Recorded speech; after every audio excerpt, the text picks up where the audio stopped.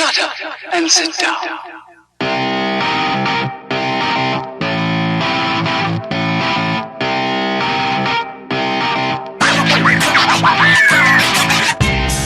Hi, welcome back to Not So Obvious Watches. I'm Pete McConville. Today's topic is, what do I think is a fashion watch? How would I define one? I'd like to thank one of my commenters who suggested this as a topic. I'm terribly sorry. I've been back through the comments and I haven't been able to find it, so I can't name the guy, but you'll know who you are, and thanks very much. Okay, so maybe the first thing I'll do is quickly talk about, if you've stumbled onto this, you've seen a keyword and you've ended up here and you're not really a watch geek and you're wondering, why is this such a big deal? Maybe you're some Alpha M fan and you're just kind of wondering, why did everyone crack their shits all those months ago about Alpha M and fashion watches and movement and Rolex? Very quickly, in the watch community, there is only one charge more serious than being accused of being a fashion watch, and that would probably be being accused of counterfeiting a Rolex or a Patek. To companies which make knockoffs would be afraid of being called a fashion watch house. It is kind of like the second gravest insult you could level at a watch and a watch company is to define it as a fashion watch, which probably makes it quite important that we have a good idea of what a fashion watch is. So what I'm going to do today is sort of have a look at my ideas of what constitutes a fashion watch. Now, the first thing is this even a thing? If you jump onto Google and do a search around and ask, what is a fashion watch? You'll very quickly end up in forums where you'll get a response like, it's a term used by a purist and a watch snob wannabe. And that's not an uncommon response. Not only is it not an uncommon response, off the bat, it's actually a response I've got some sympathy with. I'm into kind of entry-level brands. I like a lot of Seiko divers. I'm conscious of the snobbery around watches and watch brands. And so the idea of using any term as kind of a slur to put another brand in its place naturally kind of triggers my spidey sense and gets me a little bit prickly. That said, in this case, I don't accept this as a snobbery thing. I think that if you are into this hobby of watches, in watch collecting, if you care about watches, then the ideas behind the charge of being a fashion watch are real. You might not like the word, but the idea behind describing something as a fashion watch, I think, is real and legitimate and has a place. And given that calling something a fashion watch doesn't do any damage, unlike, say, homage, I'm perfectly happy to keep using that word exactly as the community does. Okay, so why do I think that this is a legitimate thing? And it's basically because those watches that we call fashion watches can be summed up by one thing.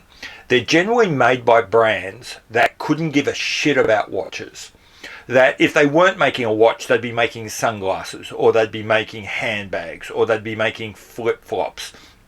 It's just an accident of history that right now, at the time that company was created, that the person who did it felt that they could make some money out of selling watches. And my opinion as someone who does care about watches, who does care about this hobby, is I shouldn't indulge companies that don't. And if labeling them as a fashion watch is an effective way of isolating them from the community, from the hobby, I'm all in. Okay, so angry rant over, and I've defined it. A fashion watch is a watch made by a company that doesn't care about watches. We can all go grab a coffee and we're done.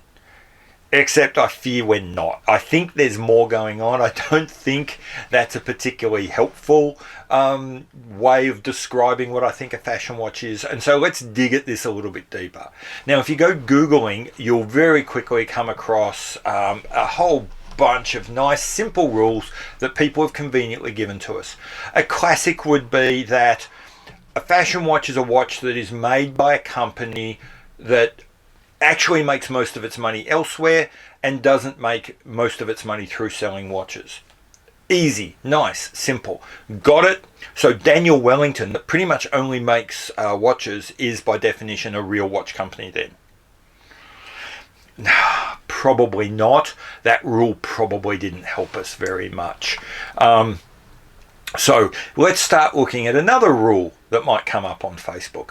And another rule will be, how about a fashion watch is a company that puts all of its effort into the design of a watch but just uses generic movements and doesn't really spend a lot of time developing the internals and the engine that drives it.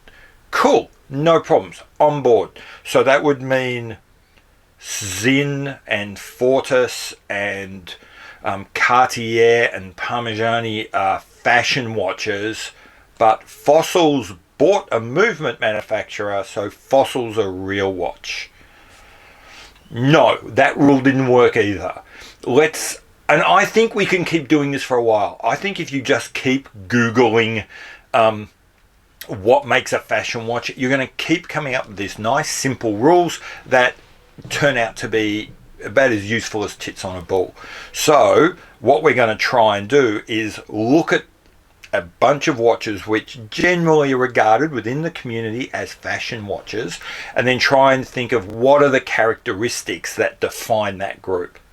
So what's a group of watches which I think would be fairly uncontroversial in defining as a fashion watch? So I think there's a couple that are very easy. MVMT or Movement and Daniel Wellington, no problems at all. Movado were interesting, but I don't think in the 21st century that's going to be much of an argument. Vincero, however they say their name, they're automatically in. I'm going to throw Fossil in here. Now, some of you might start arcing up at that one on the basis that they do in fact own their own. They've bought Soprod, I think. I'm not sure. But they do certainly have bought a mechanical movement manufacturer. And yet, despite that, I'm going to call them a fashion house. And we'll talk about why later, why they fall into that. And I'm going to go sort of at the high end. I'm going to include Gucci as an example of what I would call a fashion watch. So that's kind of my collection of, there's 1,000 others, Nixon and Diesel and so forth, but they're the core ones I'm really got in mind and saying, okay, so what are the ideas that bind these together, that make these largely like each other? And it's important to bear in mind, I am saying that these are ideas and that ultimately it is something of a judgment. So don't look at any of the things I'm about to describe and say, well, that's a rule, and this is a checklist and we can tick this off. We're in a much more nuanced space here, and so you need to exercise judgment. Does this mean that we'll always agree? No, because if there is judgment, there is opinion. However, if you think through your opinion, and if you've got some concepts behind you, I think you can actually get past this is my opinion, this is just opinion, and get to a place where I understand that's your opinion, but it's a dumb one with no basis. So with that said, let's start thinking about the basis of forming an opinion about whether a brand is a fashion brand or not. And the first thing I'm going to say is you can look at the design of the watch. And if you're looking at a fashion brand and you're looking at the design of the watch, you'll generally notice that it falls into one of three categories. Normally, it's going to be inordinately generic. It's going to be really, really plain and simple. And you can kind of guess that the designers just sort of pointed and said, okay, give me 7,200 of number 14 in whatever the supplier's catalogue is. So that's movely what you're going to see. And if you look at things like Movement, Daniel Wellington, and something like Vincero, they definitely fall into that category. They've just ordered, they've gone onto Alibaba and they've just said, give me 5,000 of number 22, and they've arrived, branded, sold. So in a design space, fashion watches will routinely be extraordinarily generic and purchased just off a catalogue. If they don't do that, then what they'll do is they'll have designs which are by and large just copied from someone else. So they might not have bought, it's probably still, frankly, bought off a catalogue, but rather than be generic, they'll be just lifted from somewhere else and used.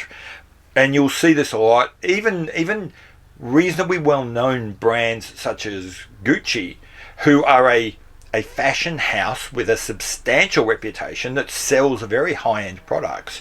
When it comes to their watches, they're perfectly happy selling Nautilus and Submariner knockoffs.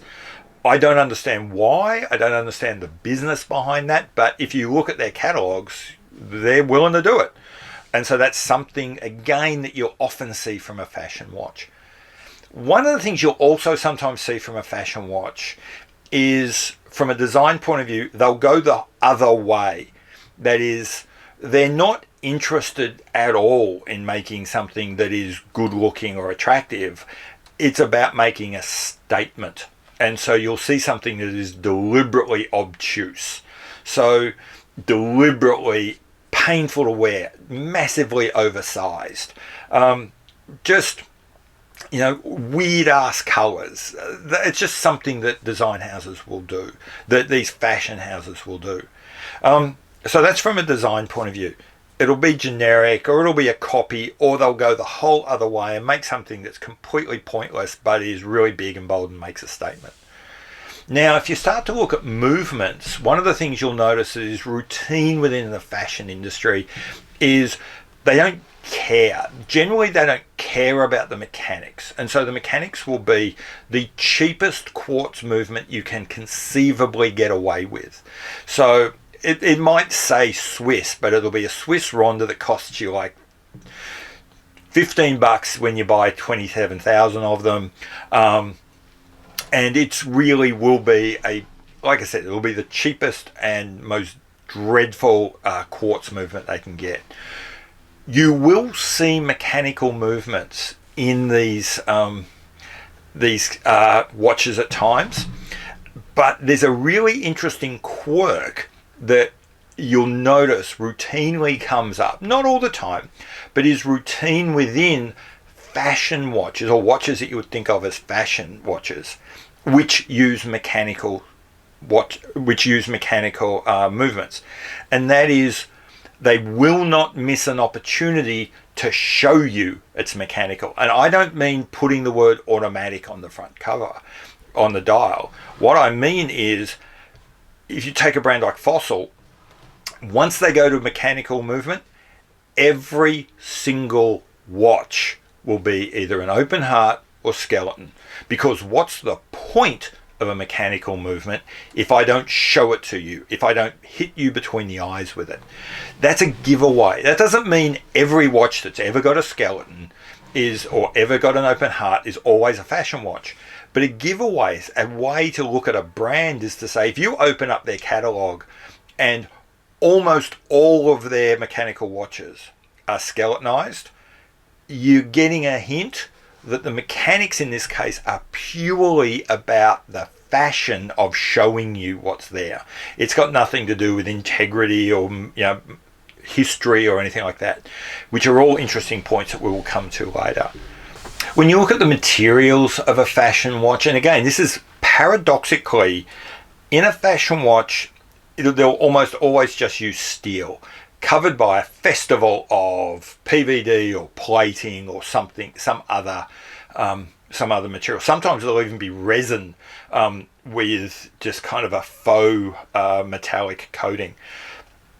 There's no need, even in very expensive, high-ish end fashion companies selling you a gold watch. It won't even be real gold.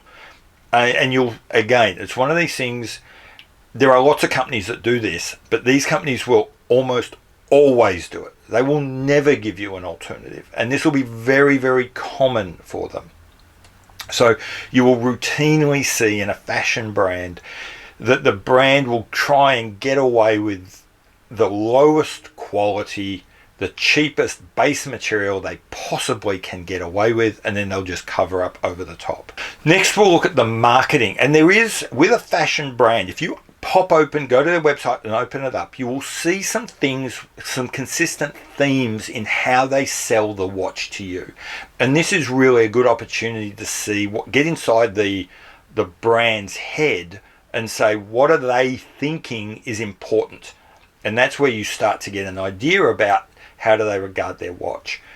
And when you look at the brand, when you look at their marketing and ask what do they think is important about this watch to convey to me, what you'll see is it's very rarely anything about the watch. You go to a site like Daniel Wellington, or you go to a site like Movement, or you go to a site like Gucci, and there will be very, very little detail about the watch. Instead, what you'll get is a lot about you. There'll be lots of discussion about how good you will look wearing this watch, how you will look distinctive, how you will look rebellious. There won't be much about what the watch can do. There'll be how you look wearing the watch. I think this reaches its, I hate to say it, zenith on the Gucci site, where if you go to some watches and it says, if you go to a watch company, for example, if you scroll down the site, it'll say other things you might be interested in. And normally it's like other watches. If you go to do that to the Gucci site, it'll then, you picked out a watch, it will then say, maybe you want these sunglasses, or maybe you want this bangle, or maybe you want this man bag.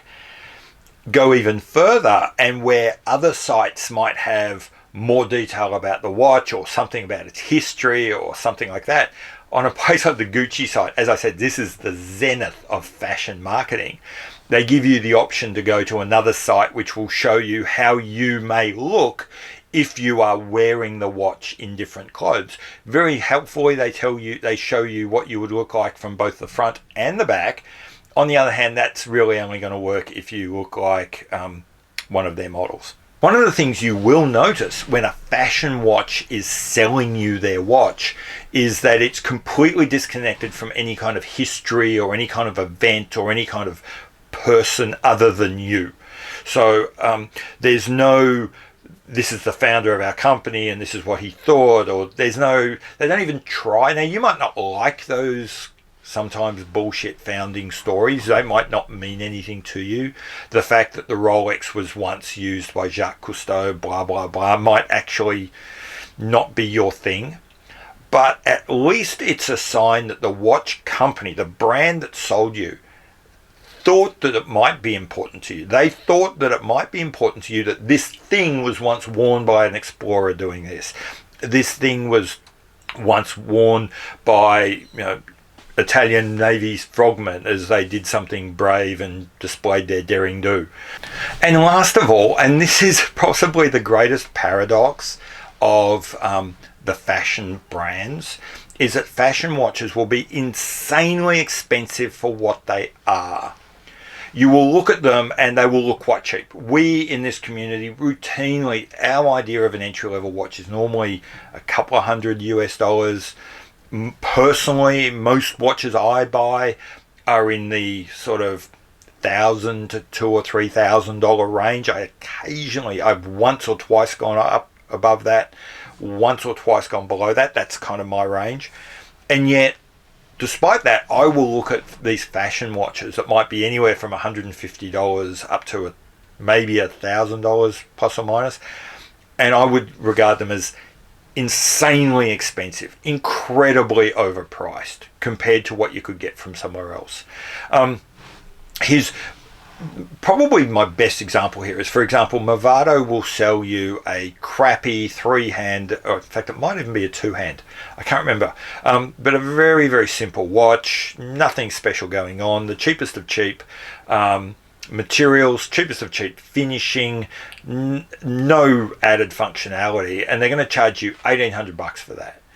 At the same time, I can go to Longines and buy a GMT, very high precision quartz movement, which is like 5 plus or minus 5 seconds per year, special anti-shock characteristics so that if the watch detects it's been bumped in a way that might disturb the time, it will automatically correct the time to what it believes it should be. This insane GMT function where you can use an app on your phone to automatically set the time wherever you go. It's just amazing, and it's like $500 cheaper than the shitty Movado, which does nothing. And you'll see this over and over again. Even a really, really cheap Daniel Wellington, you look at this and you go, well, it's $140. Why am I complaining about that? Because all it is this like $4 or $5 Alibaba watch with a DW stamped on it or a movement stamped on it. Because, yeah, you're right, at $150, it's not lots of money, except the guy who's selling it to you, he only paid like $5 for it. So, yeah, I think they're insanely expensive.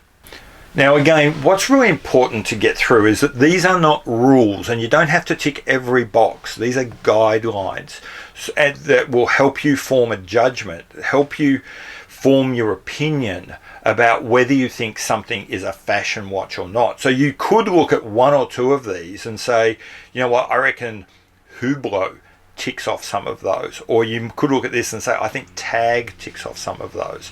And curiously, that makes sense.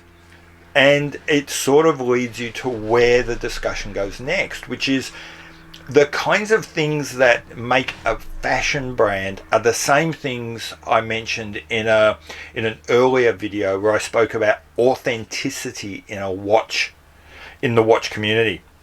And that one of the reasons brands like Hublot and Tag, and even at the higher end, a brand like Jacob & Co., kind of have this dodgy reputation amongst watch collectors, is that there's a feeling that they're not as authentic as they should be, that their integrity as watchmakers is a little bit questionable.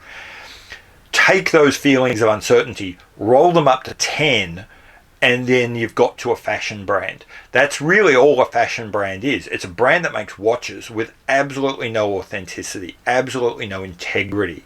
Their designs will be crappy and cheap. Their materials will be crappy and cheap. Their movements will be crappy and cheap. Their prices will be incredibly high. And in their marketing, they won't talk about the watch. They'll simply talk about you and how you'll feel and how you'll look. From our point of view, as someone as people who care about watches, those are all displays that your company, the company that's making this watch and selling it to you, they don't. That's how I think you would form an opinion that a brand was a fashion brand and the watches they sold were fashion watches. Very quickly, I'll repeat that again. Designs, generic, simple, often copied, or if not, deliberately obtuse, all about nothing but making an impact on you. And movements, cheap and crappy, and if they do anything interesting, they'll make sure you see it. It'll all be about the visuals. The materials will be the cheapest they can possibly get away with. The prices will be as high as they can conceivably get away with. The materials and selling it to you, and this is probably the biggest giveaway, the materials won't care less about history, won't care less about founders, won't care. There'll be no story that attaches this watch to anything. It will be drifting as ephemerally as an autumn leaf. It'll exist for a little while, look good, and then just become mulch that feeds something else within a couple of months. That's a fashion watch. Okay, that's it. That's really all I was going to say. Hope you enjoyed this. I wish I could remember the commenter who suggested it to me. I hope this sort of scratched the itch you were thinking about. I've been Pete McConville. This has been Not So Obvious Watches. Please, if you like this at all, please like this video. But more importantly, if you could subscribe to my channel. I am slowly but surely building an audience. As I've said a couple of times, I'm aiming at 1,000, only because that starts to switch on some other things. I have no floor or ceiling for where I want this to go in the long term, but right now, short term, we're aiming at 1,000. So help me get there, and please subscribe. Also, you'll notice I don't do wrist checks, mainly because lots of other people do them, and I constantly forget. If you're interested in what's in my watch collection and what I wear, go check my Instagram out, which is not.so.obviouswatches. There's a on the card for this, you'll see the address. If you want to get in contact with me, you can either DM me via that Instagram or send me an email. Again, if you see the card on the beginning of this, there's my email address, which is again not.so.obviouswatches@gmail.com. I reckon that's pretty easy to remember. I'm pretty easy to get in contact with, and I will get in contact. I will respond back. Anyway, all that said and done, thanks very much. Bye.